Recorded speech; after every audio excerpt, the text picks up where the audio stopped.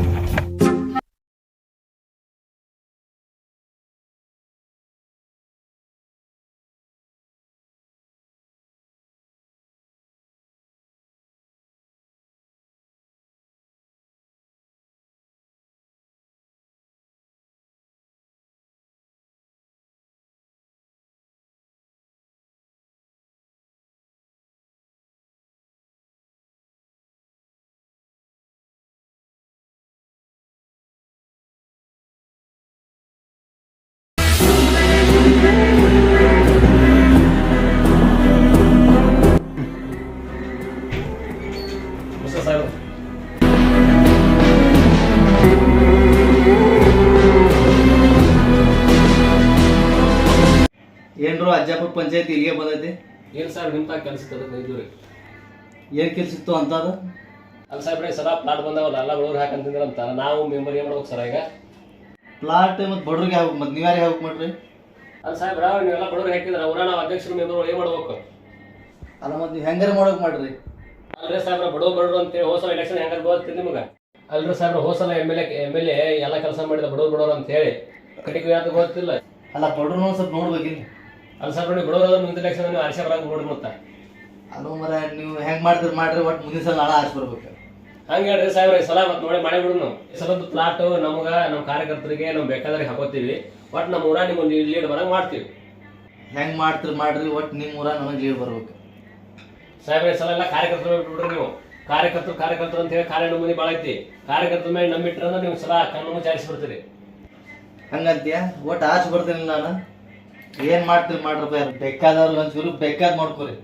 ನಿಮ್ಮ ವಿಷಯಕ್ಕೆ ನಾನು ಫುಲ್ ಸಪೋರ್ಟ್ ಐತಿ. ಒಟ್ಟು ಆಚೆ ಬರ್ತೀನಿ ನಾನು. ಅದ್ರ ಬಗ್ಗೆ ಕಾಳಜಿ ಬಿಡ್ರಿ ಸಾಹೇಬ್ರ. ಎಲೆಕ್ಷನ್ ದಿನ ಸ್ವಲ್ಪ ಪ್ರಜೆಗಳನ್ನ ಎಬ್ಸೋ ಮಂದಿ ಕೊಡಕ್ ಸರ್ ನಾವು ಕಾರ್ಯಕರ್ತರು.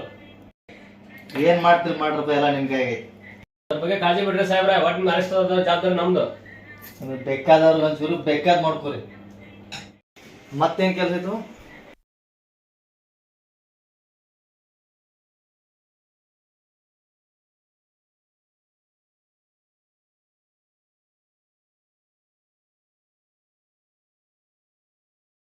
ಪಿಡಿಯೋದ ಹೇಳ್ದಂಗೆ ಕೇಳ್ತಾನ, ಆದ್ರೆ ಇವು ಅವ ಕಿರಿಕಿರಿ ಭಾಳ ಮಾಡಂತಾನ.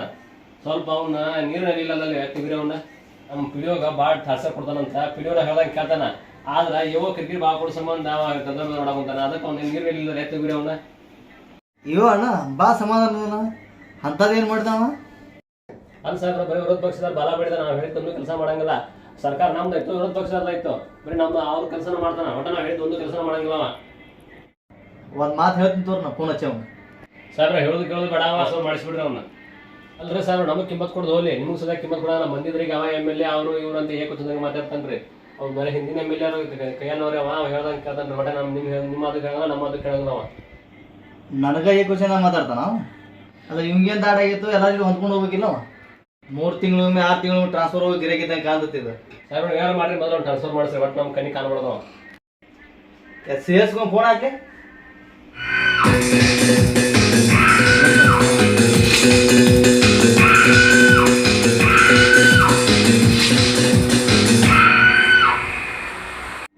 ಎಲ್ಲಿದೀವಪ್ಪ ನೀ ಏನು ಮಾಡ್ತೀವಿ ಗೊತ್ತಿಲ್ಲ. 2 ದಿನದಾಗ ಇವನ್ನ ಟ್ರಾನ್ಸ್ಫರ್ ಮಾಡಿಸ್ಬೇಕು.